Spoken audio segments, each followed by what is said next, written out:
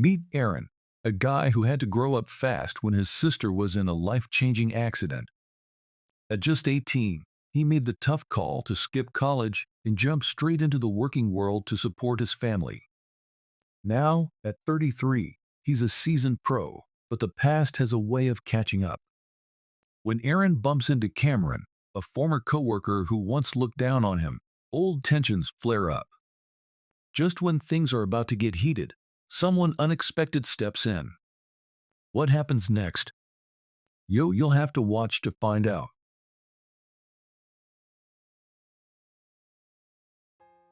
Hey Aaron, our department is filled with graduates from top universities. Do you really think you, a high school graduate, can keep up here? Are you even thinking clearly? His words made me clench my fists. How could someone judge a person solely by their educational background?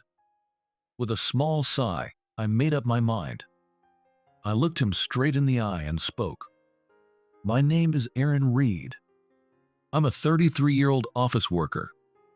It's been almost 15 years since I started working. As you can tell from what you said, I started working right after high school. Was there a reason for that?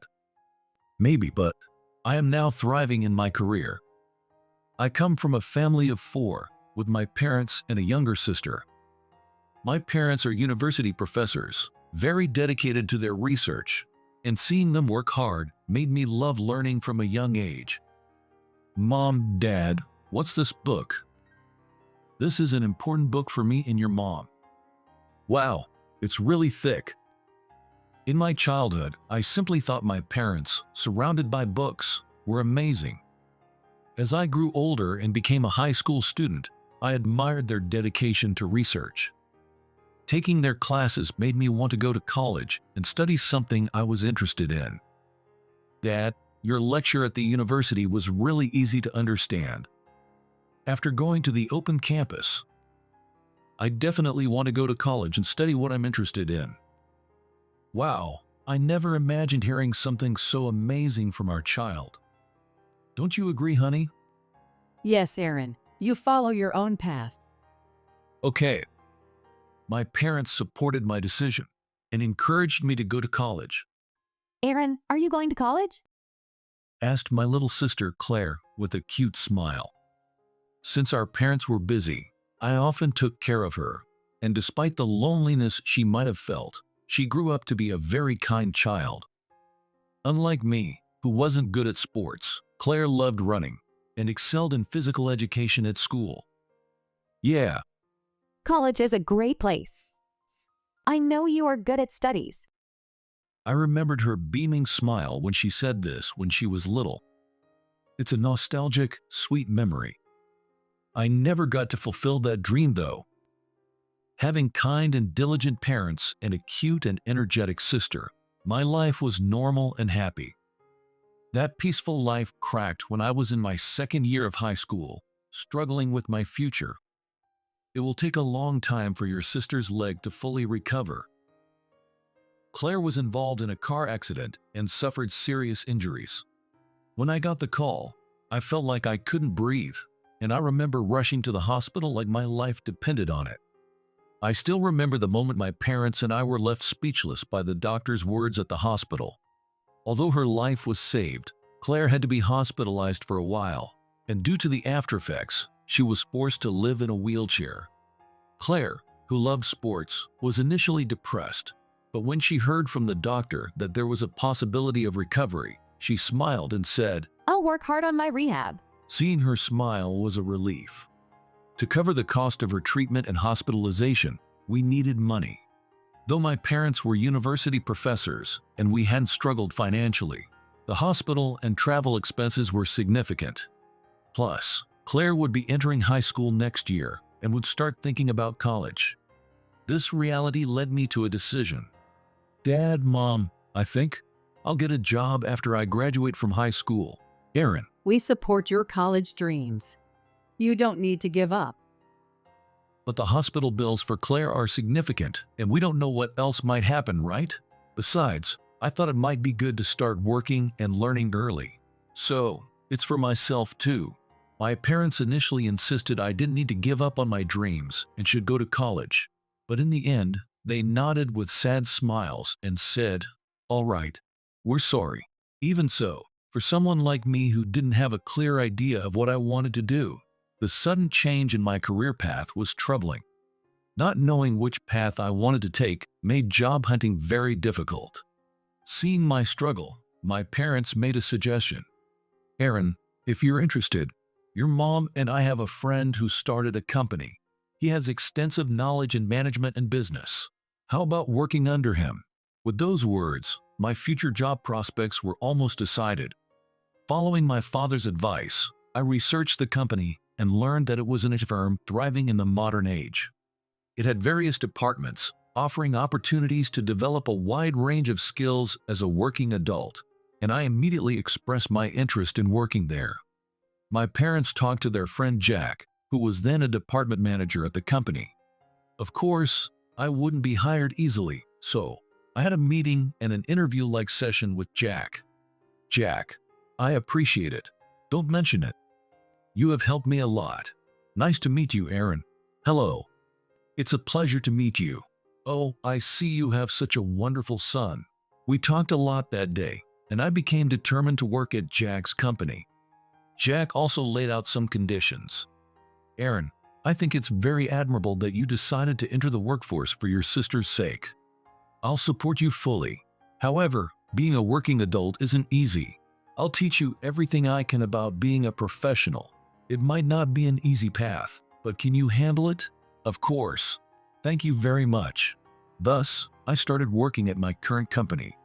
At first, getting used to the job was tough, and I came home exhausted every day, but the work was more enjoyable than I had imagined, and I became engrossed in it. Jack was strict but kind when necessary, and being young, I gradually grew as a working adult. Of course, it wasn't all fun. My close friends from high school were enjoying their college life, and when we met after a long time, I sometimes envied their stories. At the same time, I felt guilty for becoming a working adult, going against my parents' hopes for me to attend college. In the early days when I wasn't used to the job, despite the enjoyment, I often wondered if this was really the right choice. As a result, I sometimes couldn't fully focus on my work. "Aaron, the data entry in this report is wrong. I'm sorry. This led to an increase in mistakes." I hated myself for that and went through a phase where I worked overtime to push myself. And during such times, Jack sternly told me, "Everyone has things they can't do and regrets, but that's not a reason to rush. That urgency doesn't mean you should push yourself harder. Taking breaks when you can and switching off is very important for a working adult. Right now, you haven't learned to do that yet." I was saved many times by his kindness. It wasn't just Jack. The senior members in my department never belittled me for being a high school graduate, and they taught me many things with great care. I, who was struggling alone with various conflicts, was gradually saved by my colleagues. 3 years later, one day, the annual new employees joined the neighboring department. Since our departments often work together, we had a lot of interaction. This time, Cameron, the new hire, was older than me and had graduated from a prestigious university. College, huh? Hearing about it makes me envious again. With these thoughts in mind, I went to greet Cameron. The greeting went smoothly with his friendly demeanor, but then he looked at me curiously and asked, "Aaron, you look young. How old are you?" "Oh, I'm 21 this year." "What? So you started working right after high school?" I was a bit surprised by his sudden words. The face that had been friendly just a moment ago now looked at me with a mix of pity and disdain. "Yes, due to various reasons." "Well, various reasons. It's surprising to see high school graduates these days. I'm amazed you got into this company. Was it through connections or something?" I was taken aback by his sudden change in attitude. "Well, as you might have heard, my university is quite prestigious. Even I had a hard time getting a job here, so I never expected to see a high school graduate as a senior. But in my department, high school graduates wouldn't stand a chance. I don't know much about your department, but it seems kind of dull." His condescending attitude grew, and I couldn't help but frown. As Cameron's disdain increased, I tried to say something back, but the longing for college life flashed through my mind. If I hadn't given up on college, would I be treated with such contempt? Would my parents have been happier if I had worked part-time and gone to college? Such thoughts crossed my mind, and I couldn't say anything back to Cameron. In the end, I avoided interacting with him, but his words lingered and deeply hurt me. Though I had given up on college, I often wondered if there had been other ways. One day, the department manager invited me for a drink. "It's been 3 years since you joined the company. You were a kid back then, and now you're old enough to drink, and I'm glad we can share a drink together." Yes, I'm happy too. Despite my worries, I felt a bit more cheerful at the drinking session. I have many fond memories of welcome parties and gatherings with colleagues. Aaron, I believe you will be one of those who carry this company in the future. Jack always supported me. He never compared me to others or showed favoritism, treating me the same as everyone else. That made me happier than anything. So, his comment at that time made me happy too. It's still in the future, but you're straightforward and quick to learn. I'm still just a department manager, but I want to contribute more to the company someday. When that time comes, will you follow me? Jack's words made me clench my fists. I still didn't know if I was working well, but Jack's sincere eyes seemed to push me forward and give me confidence. Sure, I'll work even harder so I can be ready by then. I'm glad to hear that. That's why I took you on. I was drawn to your honest and clear eyes. So you don't have to push yourself too hard. With those words, I understood everything. Jack had noticed that I was losing confidence. College is just one path. Even now, there are many young people thriving with just a high school diploma.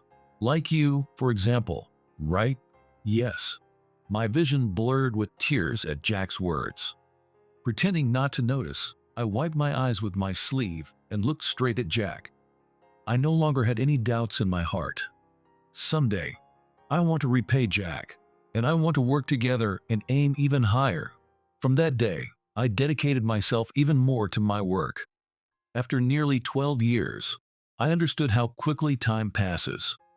Thinking back to my teenage years, I was now a respectable 30-something. As an ordinary employee, I was grateful to have been given the position of manager, and I found even more enjoyment in my work. Then, a sudden turning point arrived. Aaron, there's talk of a department transfer. I want you to take it on. What? I was called to the CO's office and offered a transfer. Honestly, after 15 years, I had forgotten about the possibility of transfers. We have to reorganize the department.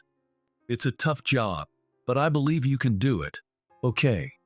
I appreciate it. Though I was initially confused by the sudden transfer, the new department was closely related to mine, being the neighboring department, so I wasn't too nervous.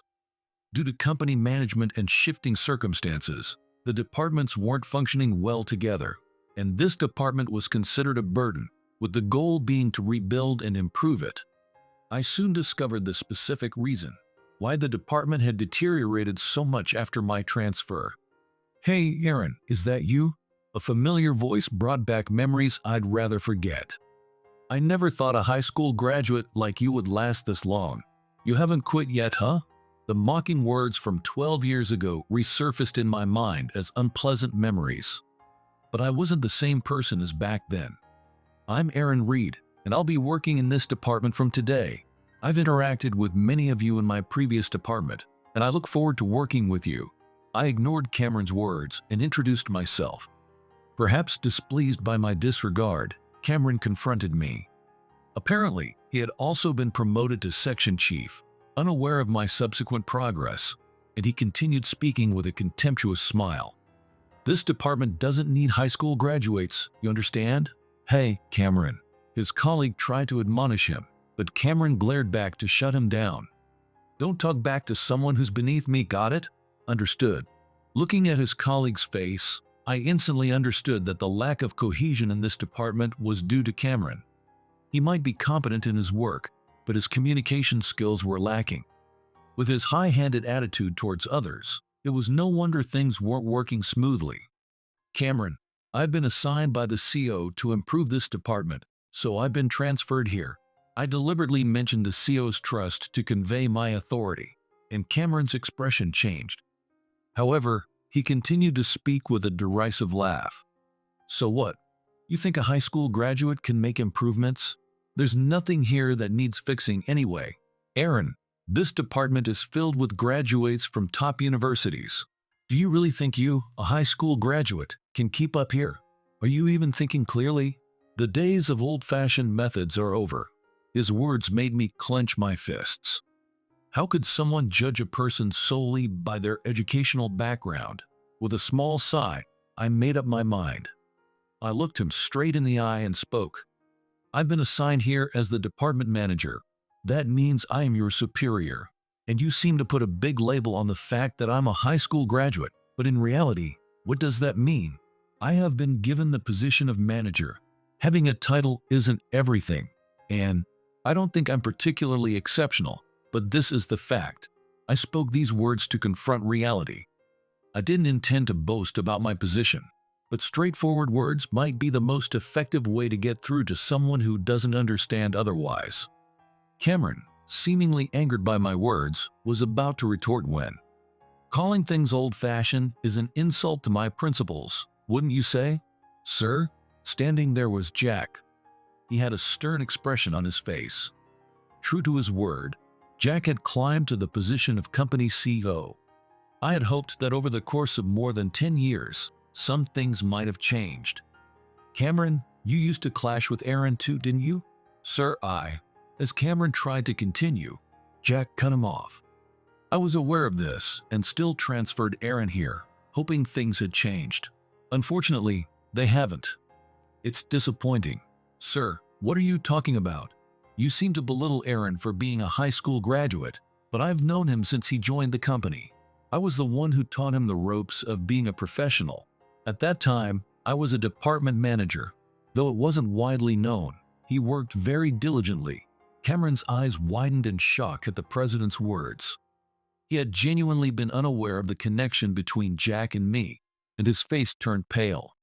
Other employees, who had always known about my strong connection with Jack, were aware of the trust Jack had in me.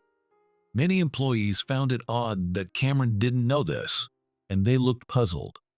I can't believe he keeps challenging Aaron, a potential company CEO. I think he's finished. I overheard these whispers from my colleagues.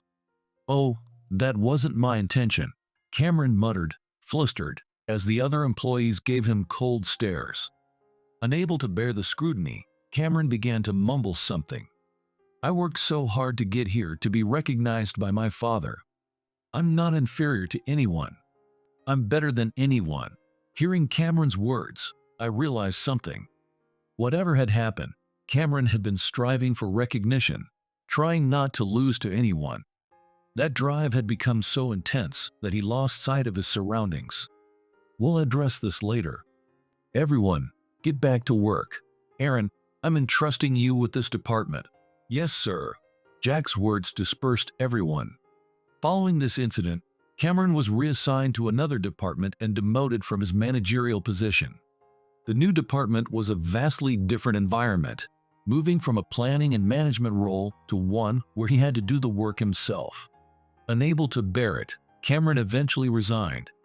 I heard from employees in the same department that, due to his personality and age, he has not yet found a new job. After that, I reviewed the department's issues and personnel assignments, introduced new systems, and worked on restructuring the department. Gradually, results began to show, and now our performance is improving. Aaron, you're amazing. Other departments say our communication is really quick now. No, it's all thanks to everyone's efforts. Oh, sorry. I'll be leaving early today. Oh, is it about your sister? How's she doing recently? She's doing okay. I'll leave the rest to you. Sure. As I gained more experience as a working adult, I began to find more time for my family. At first, I struggled to manage my feelings, but thanks to the support of those around me, I now feel grateful for what I've learned in this job. Additionally, The salary from my managerial position allowed me to cover Claire's medical expenses properly. Oh, hey, Aaron. As soon as I arrived at the hospital, Claire waved at me with a smile. Seeing her looking so well after a long time reassured me. Today was her rehab day, and I met up with her while she was in her wheelchair. Claire looked at me with a happy yet nervous expression. "What's up?" Watch this. Claire placed her hands on the wheelchair handles and slowly applied pressure. I instinctively moved to support her, but she said, "Aaron, just watch." So I waited quietly. She slowly lifted her hips, grasped the handrail in front of her, and then let go of it. Seeing her stand without support left me astonished. But that wasn't all. Claire took one step at a time and walked towards me. "Claire, your legs." I can only walk slowly, but I worked hard in rehab. I hugged her tightly as she embraced me. Feeling like all her hard work had paid off, my heart warmed. Aaron, thank you for working hard for me. Because you're working so hard, I can keep going too. When my legs fully recover, I want to run again and become an athlete. You can do it, Claire. You've worked so hard without giving up on your dream. Watching her was like seeing my past self, and it made my chest ache a bit. Still, she taught me that my efforts have a meaningful impact.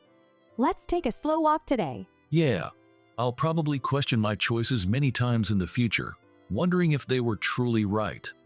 But now, I have no regrets about the path I've taken. I will continue to live life to the fullest. Imagine working for a company for 35 years, only to be handed a severance package of just $13, barely enough to buy lunch. That's the insult Anthony faces when the new CEO, Ezra, forces him out of the company with a mocking smile. But Anthony's story doesn't end there. Just when Ezra thinks he's had the last laugh, karma strikes back in the most unexpected way. As tensions rise and the company descends into chaos, a twist of fate reveals who the real boss is. You won't believe what happens next. Stay tuned, because this showdown is just getting started.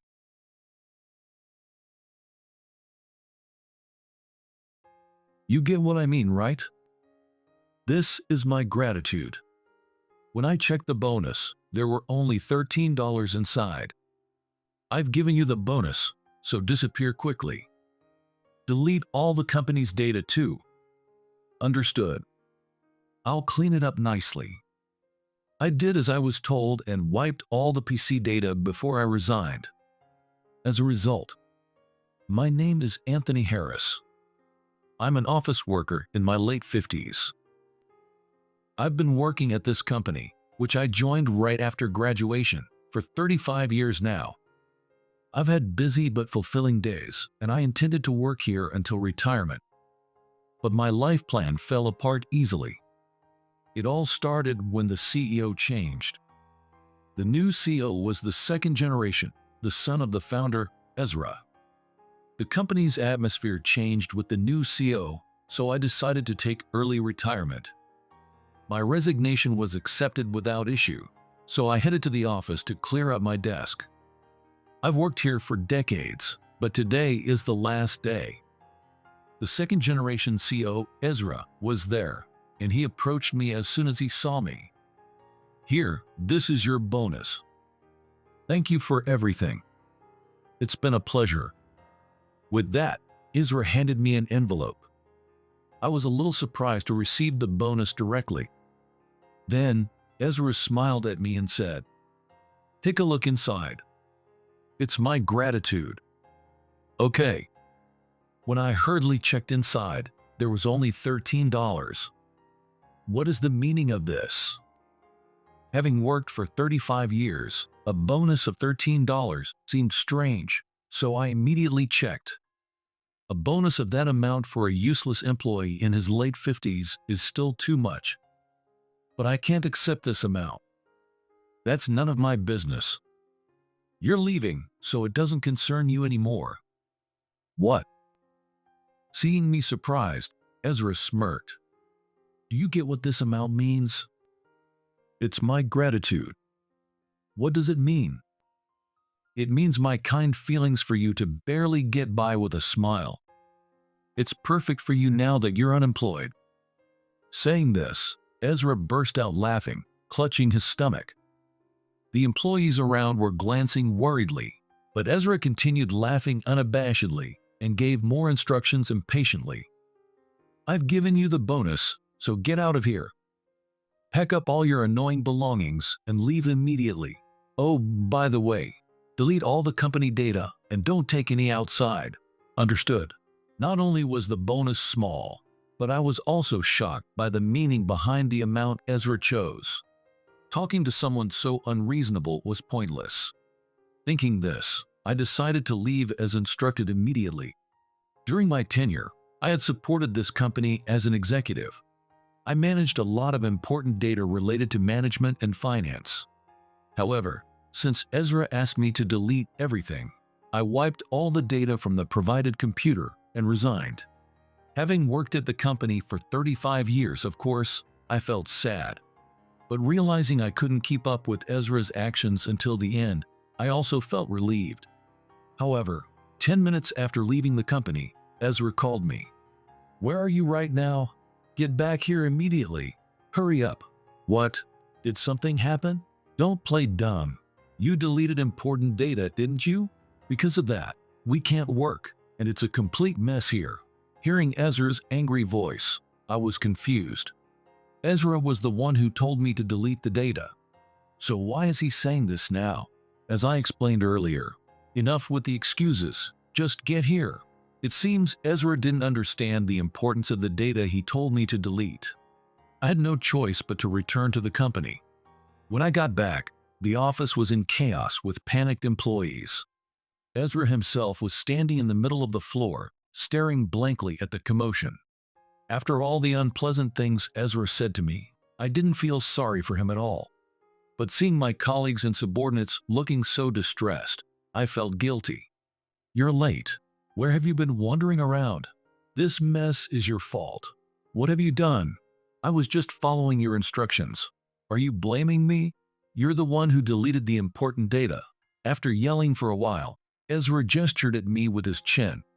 "Restore the data quickly." "Excuse me? That data is necessary for the company, so restore it quickly. Don't tell me you think you're needed here because you're important." Ezra glared at me with a nasty look. What a baseless accusation. I don't think that at all. Good. The only thing I need is the data you deleted. If you hadn't deleted the data, I wouldn't have called you back. I only came back for the data, nothing else. When I retorted, Ezra's shoulders twitched for a moment, but he quickly responded in a nasty voice. "Causing trouble even after you quit. You're really a nuisance." I returned to the office out of concern, only to be met with Ezra's sarcasm instead of gratitude. Feeling thoroughly unpleasant, I assessed the situation. "So, what's the status of the data? What do you think? Because you deleted all the data, everyone is struggling. How are you going to take responsibility for this?" It seemed Ezra had completely forgotten that I tried to stop him. His stance of pushing all the responsibility onto me made me respond patiently. "I confirmed multiple times, but it was you who ordered me to delete everything, Ezra. I just followed that order. Are you trying to evade responsibility with such an excuse? You're really a troublesome guy. As an adult, you should reflect on your actions. If I had deleted the data on my own decision, I would apologize. However, this time, I deleted it as per your instructions." At that moment, I noticed the gazes around me. My colleagues and subordinates, who were working hard to recover the data, were anxiously listening to my exchange with Ezra. Seeing them, I felt suffocated and swallowed my dissatisfaction. "I deleted the data as per your instructions, but I apologize for the inconvenience caused to all the employees." "That's right. You should have apologized sincerely from the beginning. At your age, you still lack common sense, you burdensome employee." As I apologized, Ezra happily threw harsh words at me. It seemed Ezra believed he had no responsibility for ordering the deletion of the data. To be honest, I didn't feel anything about deleting the data. I did it on Ezra's instructions as the seal. However, I truly felt sorry for causing unnecessary trouble and time to the innocent employees. Nevertheless, once deleted, the data was not easily recovered. While I was thinking about the procedure, Ezra approached me. What are you standing around for? You're the one who messed up, who just stands around quietly. As a former executive, don't show a pathetic figure to your juniors. I admired the founder, Michael, and worked at this company. Therefore, I was really disappointed in Ezra, who spoke sarcastically to an employee who worked for 35 years. At that moment, other employees gathered, and one of my subordinates spoke up. I have been listening, but Anthony is not at fault. What are you doing? Get back to work. Ezra waved his hand as if shooing away a dog, but the subordinate continued. Anthony confirmed multiple times if it was okay to delete the data, right? Even so, it was you who instructed the deletion, Ezra. When instructed by you, no one can do anything but delete the data. So what? Are you, a mere employee, going to talk back to me, the CO? If you say something cheeky, I can order your boss to cut your pay. Ezra, irritated, tried to shoo away the subordinate. But the subordinate, instead of leaving, took a step closer. This isn't just my opinion. Every employee here shares the same view. Anthony has really taken care of us all these years, so no one thinks of him as a nuisance. The subordinates, having seen the unreasonable demands Ezra made on me, stood up for me. Until then, I had intended not to say anything back to Ezra to avoid conflict within the company. But seeing my subordinates stand up to protect me made me genuinely happy. Huh? Everyone here thinks the same way? Are you all willing to protect such a troublesome employee against your CEO? Yes, that's correct. Anthony has trained us for many years. When we made mistakes, he covered for us. And when things went well, he rejoiced as if it was his own achievement. Thanks to him, we have grown as professionals. We can't thank him enough. Hearing my subordinate's words, a warm feeling rose in my chest. I'm glad you feel that way. I'm sorry for causing trouble this time. As I apologized, other employees gathered around and encouraged me. In my 35 years of working here, this was the happiest moment. As I mentioned before, since we joined the company, Anthony has always taken care of us. We've been so indebted to him that this incident is nothing in comparison. But Ezra said over the phone that the company was in a panic. I truly apologize for that. As I apologized again, my subordinate said something unexpected. What? There's no panic at all. We've already requested the department to recover the data. But when I returned, everyone was running around. Oh, that's because everyone was excited to finally repay you, Anthony. With a nonchalant expression, my subordinate said this, and the surrounding employees nodded in agreement. I'm glad to hear that. Thank you so much. I think Ezra made those misleading comments to make you worry. Is that so? Feeling relieved, Ezra cut into the conversation with a flustered voice. Ignoring the annoyed faces of the subordinates, Ezra began to lecture me with spit flying. Are you going to trust your subordinates' words over your CO's just because they said so? I called because the company was really in a panic. Ezra kept insisting, but every time, the employees denied it all at once.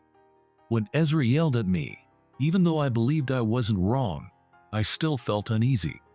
However, with the employees who had worked with me so far denying it to this extent, I was confident that Ezra was wrong.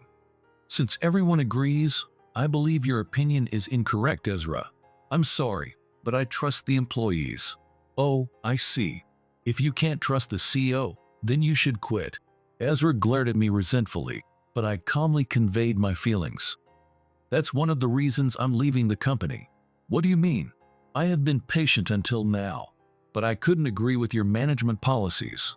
That's why I took early retirement this time. You can't agree with my management policies? Someone like you can't understand my thinking. Even after hearing my determined confession, Ezra only furrowed his brows in displeasure. However, I felt I had to say it at the end, so I spoke with determination. I worked here because I admired the founder, Michael, but after you took over, the atmosphere in the company completely changed.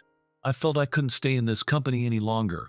I confided my feelings, expecting nothing, but all I got in return was a mocking laugh. Who do you think you are, looking down on me? Rebelling against the CEO, you, who's older than me, don't know the basics of society.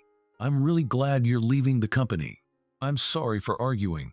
I felt I had to say it for the sake of the subordinates who will continue to work here. Honestly, I didn't plan to say this much. But seeing the subordinates who stood up for me earlier, I thought I should speak up on their behalf. Before speaking, I was a bit scared to tell the truth. But once I said it, I felt much better than expected. I was going to leave the company that day, but I hoped the remaining employees would have a better working environment. I hoped my words would help the company become better. For the sake of the subordinates? So you think all the other employees share your selfish opinion too? You are unbelievably audacious. Ezra arrogantly crossed his arms, snorted, and looked away. At that moment, the subordinate from earlier raised his voice again. No, I don't know about the other employees, but at least I share Anthony's opinion. I was very happy that Anthony spoke up for us. I see. I'm glad to hear that. I hope it helps in the future, even a little. Hearing my response, my subordinate's face relaxed with joy. Thank you very much, Anthony. Having a boss like you really motivates us to work hard. That's why it's sad that we won't have someone reliable to look up to starting today. Don't say that. You keep working hard too. Sorry, but I'm going to work at another company from now on. You.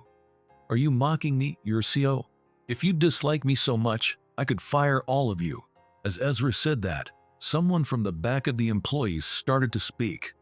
I thought it was an employee who couldn't hold back anymore, but it was an unexpected person. Ezra, I heard everything. You have no trust from the employees. Dad, why are you here? It was the founder, Michael.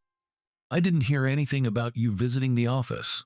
I came to celebrate Anthony's retirement, who has worked with us for 35 years, but I didn't expect this mess. I'm truly disappointed in you. Apparently, Michael had been listening to everything from behind the employees. Ignoring Ezra's anger, Michael walked past him and took my hand. I'm really sorry for my son's behavior. We are truly grateful for your hard work all these years. Just hearing that makes me happy. Michael's courteous manner towards me, a mere employee, filled my heart. I sincerely respected such a sincere person like Michael. Then, Ezra interrupted us as if to break up the moment. Listen to me, Dad. I didn't do anything wrong, yet these employees are rebelling against me. This company is unbelievable. The unbelievable one is you. As the CEO, don't complain about the company or its employees. Michael gave Ezra a severe scolding. Ezra stood there with his mouth agape, unable to argue. If you think this company is bad, that's your responsibility as the one running it. A CEO trains and guides the company. Don't you understand that yet? Ezra was completely silenced by Michael's reprimand. Even I, who was just listening, was taken aback by Michael's intensity, but I couldn't leave it like this. Michael, I'm the one who actually deleted the data. Please don't blame Ezra too much. An excellent employee like you would never do such a thing without permission. Surely Ezra instructed you to delete the data, right? I'm sure that even though he doesn't know much about this company, he just wanted to give orders and said something careless. I don't know about careless, but it was indeed Ezra's instruction to delete all the data, as you said. Hearing my response, Michael let out a deep sigh. Just as I thought. Considering that, it seems my decision was correct. Decision? About the company? I haven't heard anything about it. Ezra's eyes widened in surprise at Michael's meaningful gaze. You're not ready to be CEO yet. You're fired. The sudden decision caused a stir throughout the office. That was only natural. The same Ezra who had been giving orders so arrogantly was now suddenly going to be unemployed. The most panicked by Michael's words was, of course, Ezra. Wait a minute. It's all this troublesome employee's fault. Considering your attitude, I made this decision. You, who make important decisions on a whim without knowing about this company, are the real nuisance. Don't insult the employees who work hard for this company. Ezra looked around at the employees for help, but no one raised their voice. On the contrary, everyone avoided his gaze, not wanting to be targeted and criticized by Ezra. Ezra had taken an attitude that greatly lowered his reputation since becoming CEO. So, you will step down as CEO effective today. You don't need to come to the office from tomorrow. But, who will be the CEO from tomorrow? We can't be without a CEO. I'll be returning for now." Hearing that, the employees let out a cheer of joy. I was also relieved, feeling that I wasn't leaving the other employees behind. It would have left a bad taste if I were the only one to escape from such a toxic atmosphere. At that moment, Ezra, who had been silent, suddenly raised his voice brightly. "Being fired entitles me to severance pay, right? I was the CEO, so I'm expecting a lot. I'll live it up until I find my next job. Anthony, can you hand the envelope Ezra gave you earlier to him?" "What?" I handed the envelope I received earlier to Ezra as Michael instructed. Of course, it contained $13. "What do you mean, Dad? $13 as severance pay is too little. You gave an amount you would find insufficient to someone who worked here longer than you." Ezra couldn't say anything and hung his head at Michael's stern words. Leaving his sulking son, Michael turned to me with an apologetic look. "Anthony, about your bonus, would you consider returning to the company? Of course, I'm not forcing you, but I promise you won't have any unpleasant experiences like recently, as I will be back as CEO. He said such a wonderful thing." "Really? Nothing would make me happier. I'd be glad if you returned. When you retire in a few years, I promise it won't be $13, but a substantial severance pay." With that, Michael gave a friendly smile. I vowed once again in my heart that I wanted to work here longer for this person. Thus, we returned to our normal lives.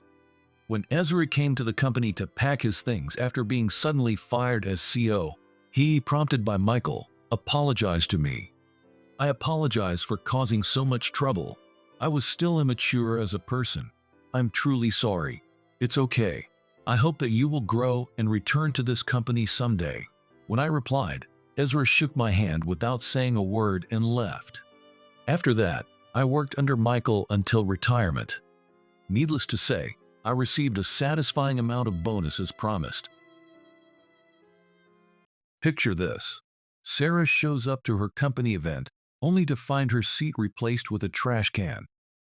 And if that's not enough, her boss, Oscar, goes a step further by tossing a dirty wet wipe straight at her. But just when things seem at their worst, Sarah's husband steps in, turning the whole situation on its head. The tables are about to turn, and you won't believe how. Stay tuned, this showdown is about to get very interesting.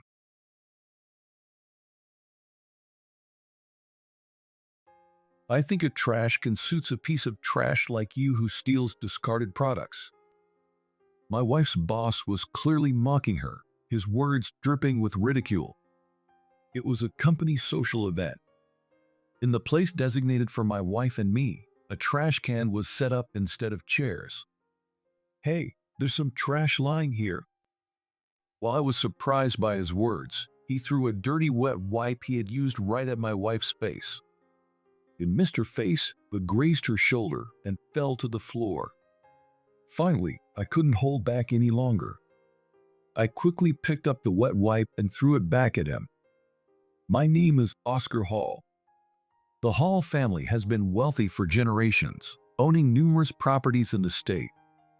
I have a wife named Sarah, and I met her thanks to one of these properties. We met while volunteering at a food kitchen for children, which was based on a property I provided. We were attracted to each other there and eventually got married. By the way, Sarah continued working at her job even after we got married. She works for a local confectionery company named Sunshine Cookies. Sunshine Cookies provides leftover products to the children's food kitchen. And, not to hide anything, the CEO of Sunshine Cookies, Carl, was a classmate of mine in middle school, and we still keep in touch. When Carl started his current company, I bought shares as financial support. So, I'm a major shareholder of Sunshine Cookies, but I don't interfere with its management. Now, one day, Sarah told me something. A social event? Next Sunday? That's right. Carl himself initiated it to promote more interaction by inviting other local businesses and residents. The idea had been discussed for a while, but it finally came to fruition. Apparently, Carl was organizing a social event with local businesses and residents. When Sunshine Cookies started, It was just a small sweets manufacturer making and selling local souvenirs, but it has grown rapidly over the past decade and is now a publicly traded company. Carl believed that the company could grow this much thanks to the local residents who loved the store and the employees who supported it. And this event was planned as a small token of appreciation for that support. It's going to be lively, that's for sure. This is just like Carl. He's always loved organizing these kinds of events. Sarah smiled at my comment. Carl loves seeing people having a good time. Yes, and we've been invited as special guests. The invitation arrived this morning. Oh well, we should definitely go then. What about you? Do you have any duties on that day? No, I haven't been asked to help, so I'll go with you. And so, we arrived at the event day. It's great that the weather is nice. Really? The weather was perfect, and by the time we arrived at the venue, there was already a considerable crowd. All right, see you later. Okay. Afterward, I saw an acquaintance in the crowd and decided to go separate ways with Sarah for a while. However, about an hour later, when I headed to the guest table where we were supposed to meet, I saw Sarah standing by the table without sitting down. Her profile looked unusually stern and somewhat confused, unlike her usual bright and lively self. I wondered what was wrong. Puzzled by her unusual behavior, I squinted my eyes to get a better look. Then I noticed that where our seats were supposed to be, there were trash cans instead of chairs. Opposite the standing Sarah was a man in a suit with a nasty smirk, saying something to her. The atmosphere between them didn't seem good, so I hurried over. Soon, I heard the man say, "I think a trash can suits a piece of trash like you who steals discarded products." His words were full of ridicule, and he was clearly mocking Sarah. I was shocked by his harsh words, but Sarah responded calmly without getting angry. Excuse me, but I am not a thief. Carl has approved donating discarded products to the Children's Food Kitchen. Hearing the words, Children's Food Kitchen, I started to understand the situation.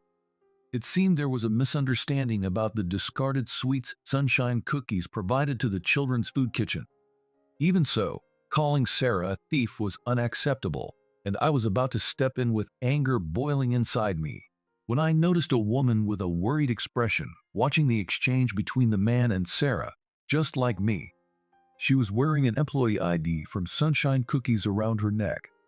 I decided to ask her about the man who was calling Sarah a thief. "Excuse me, who is that man sitting over there?" "Oh, I'm an acquaintance of Sarah. It looks like there's some trouble, and I'm concerned." Hearing that I was an acquaintance of Sarah seemed to ease her caution, and she responded with a complicated expression. That man is Oscar, our company's finance manager. He's Carl's nephew. Well, he's a bit of a problem. Oscar, Carl's nephew, used his position to harass his subordinates, especially young female employees. Sarah had warned him about his behavior, but Oscar held a grudge and started harassing Sarah. The thief accusation was just another of Oscar's baseless claims. The woman explained this to me with some hesitation. I'm sorry, we should be the ones to reprimand Oscar, but we feel sorry for Sarah. However, no one besides Sarah could stand up to him because he always flaunted his connection as the CEO's nephew. Just then, I heard Oscar's voice, laughing loudly as he hurled more insults at Sarah. "Hey, there's some trash lying here." Then he threw a dirty wet wipe he had used right at Sarah's face. Luckily, it only grazed Sarah's shoulder and fell to the ground. But I couldn't watch it any longer. I quickly picked up the fallen wet swipe and threw it back at Oscar. Hey. "Didn't you learn in kindergarten that trash goes in the trash can?" I said so, shielding the surprised Sarah and glaring at Oscar. The wet wipe I threw back grazed Oscar's cheek. His face turned red, and he kicked up his chair as he stood up and advanced toward me. "Hey, old man, what do you think you're doing?" But I stood firm, protecting Sarah behind me, and retorted, "That's what I want to ask you. What's the big idea of throwing trash at people? If you're so obsessed with trash, why don't you get a job at a waste management facility?" Oscar, clearly not expecting a comeback, widened his eyes in surprise for a moment, but he quickly twisted his face in anger and glared at me. "Old man, do you know who I am?" Oscar stomped his feet, yelling like a child. I watched his childish display with a sense of detachment, but another employee, who seemed to have heard the commotion, rushed over to Oscar with a panicked look and whispered to him, "This is Mr. Hall. You know, our major shareholder." "Huh? Major shareholder? Wait, you mean the major shareholder Hall?" At that moment, Oscar let out a high-pitched voice and, in his shock, collapsed into the chair behind him. His face turned pale as he muttered quietly, "How could it be?" Oscar, now murmuring like he was in a trance, looked between me and Sarah behind me. Confirming his suspicion, Sarah calmly stepped forward and spoke. "This is my husband." "Nice to meet you. I'm Douglas, Sarah's husband. It seems Sarah has been quite troubled by you." As I said this, glaring at Oscar, he gulped in fear. "No way. I never thought she was the major shareholder." Since Hall is a common name, he probably never imagined Sarah was the wife of the major shareholder. Moreover, Sarah's personality wouldn't lead her to brag about being the major shareholder's wife, so only a few veteran employees knew we were married. But regardless of which Hall she was, it didn't justify his terrible insults. Staring directly at Oscar, who still looked pale, I spoke up. "Oh, by the way, I have a friend who runs a waste management facility, and coincidentally, I just met him here at this event. He mentioned they were short-staffed and could use some help. Should I recommend you?" "What?" Oscar's eyes widened at my pointed remark.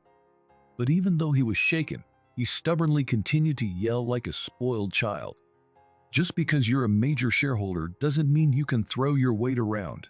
You can't interfere with company personnel decisions."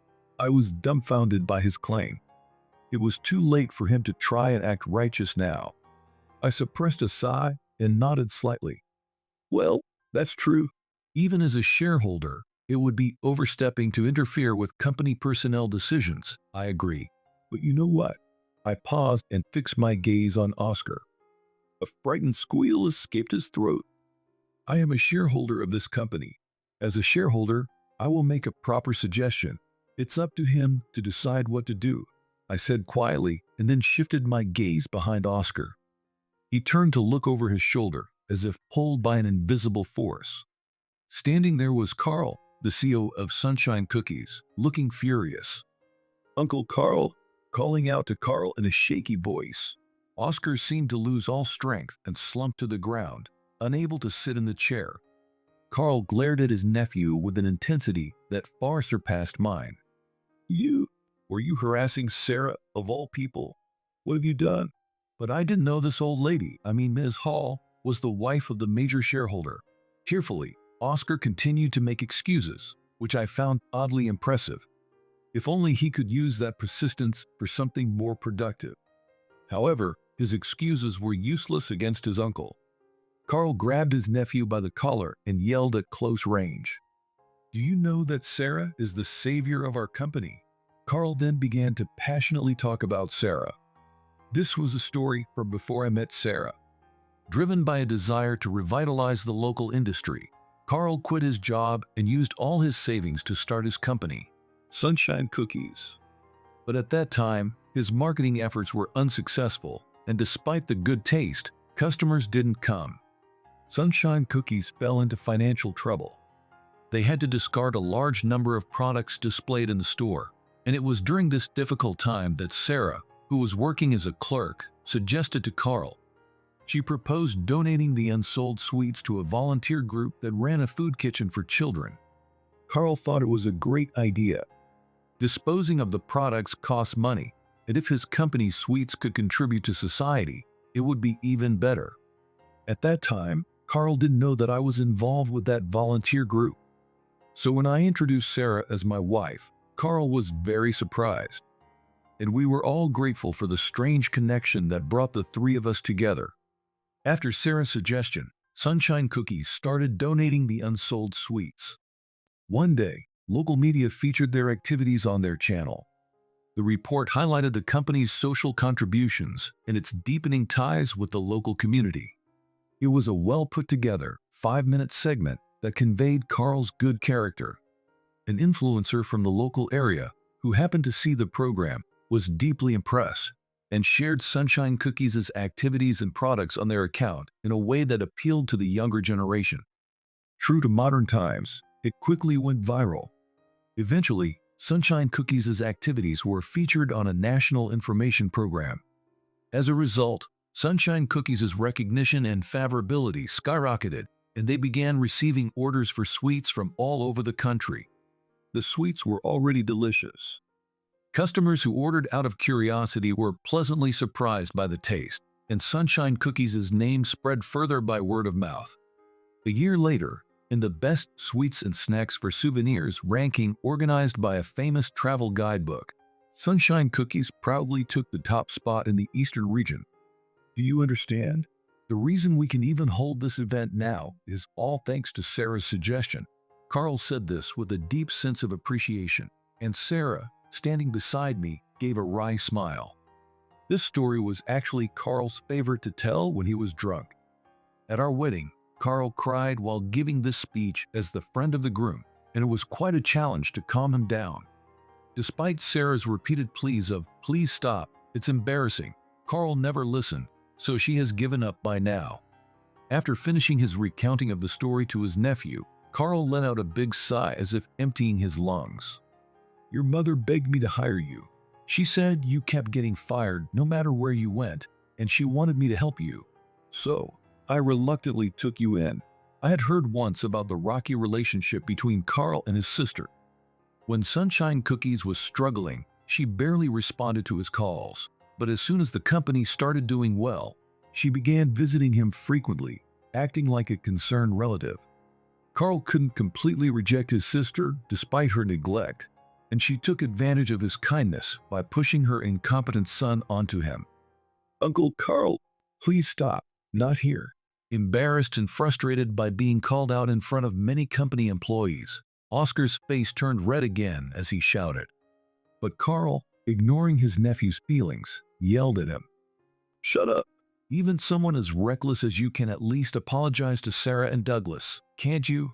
"Oh." Oscar, after hearing his uncle's words, glanced around briefly before finally lowering his head in resignation. Then, in a voice barely audible, he apologized to us. "I'm sorry. I apologize as well. My nephew has behaved very rudely, and I'm truly sorry." As Carl looked at his nephew with resignation and also apologized, Sarah and I hurried to stop him. It's fine. Yes, Oscar's behavior is problematic, but I didn't correct him just to force an apology. "You heard her. Carl, it's okay. As long as we aren't treated unfairly, that's enough for us. Guys." Finally, Carl stopped apologizing at our urging, a crumpled smile forming on his face, and he said, "Thank you." He then turned to the gathered crowd, apologized to them, and brightly announced to change the atmosphere. "Everyone, I apologize for the disturbance caused by our internal matters. Today, at our merchandise booth, we are giving away one of Sunshine Cookies' most popular cookies for free to each person. Please stop by and take one as a souvenir for today." With his round face beaming like a cookie, Carl's warm smile spread to the previously restless crowd, making them smile as well. It's true that Sarah's suggestion may have been the turning point for Sunshine Cookies' growth. But it's because of Carl's wonderful personality and smile that his employees have followed him, and this charm has naturally reached the consumers, leading to today's success. Watching Carl surrounded by people, I felt fortunate to have such a good friend. I'll go help with the merchandise booth. No, Sarah, you're a guest today." Carl shook his head at Sarah's eager words. But my wife, already full of energy, gave a lively thumbs up and said, "Leave it to me. I'm part of Sunshine Cookies too." Then I'll help with stocking the shelves."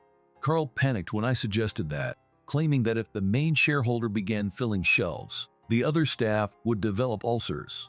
In the end, with the CEO himself doing the promotions and the major shareholder couple handling the stocking and customer service, the merchandise booth was bustling until the event ended. Meanwhile, Oscar, left behind, seemed to have lost the will to do anything. He slumped in a corner of the venue, looking as if he had merged with the trash can, shrinking smaller and smaller. "Now, about what happened afterward. I heard this from Sarah later, but the day after the event, still buzzing with excitement, an astonishing fact about Oscar was discovered in the company. Apparently, he had been misappropriating company funds for personal use by abusing his position as the finance manager. A subordinate of Oscar, with incriminating data as evidence, had blown the whistle to Carl. According to the subordinate, since Oscar became manager, he had been a terrible boss, making absurd mistakes and not doing any work, causing significant hardship. Considering his behavior at the event, this wasn't surprising. The subordinate had tolerated it because Oscar was the CO's nephew, but after the event, he realized that Carl wasn't entirely on Oscar's side. It also became clear that Oscar didn't have as much power as he claimed. That's why the subordinate decided to blow the whistle, and Carl, shocked that his nephew had resorted to embezzlement, took charge of the investigation. As evidence of Oscar's misconduct began to surface, it became apparent that he either underestimated the scrutiny or was overly confident that he wouldn't be caught. The investigation quickly confirmed his guilt. As a result, Oscar was stripped of his position and reassigned to the waste disposal department. However, even there, he proved to be incompetent. He miscalculated disposal estimates, shredded documents that shouldn't have been shredded, and ultimately broke the machine by pressing the wrong buttons. His incompetence became intolerable, and after discussions at the site, Oscar was eventually reassigned as a cleaner, handling tasks like pest control in the warehouse. I think he should consider himself lucky he wasn't fired outright, but how Oscar feels about his new role is unknown. Nevertheless, both Sarah and I hope that he would reflect on his actions and make a fresh start, understanding his uncle's kind intentions. Speaking of waste, our volunteer work at the Children's Food Kitchen continues. Since we married late, we don't have children of our own. But we want to ensure that the children who come here can eat their fill without any worries. Watching them enjoy the warm meals and sunshine cookies as sweets with smiles on their faces gives us a sense of fulfillment. Both Sarah and I renewed our commitment to supporting this activity that brought us together through such a unique connection.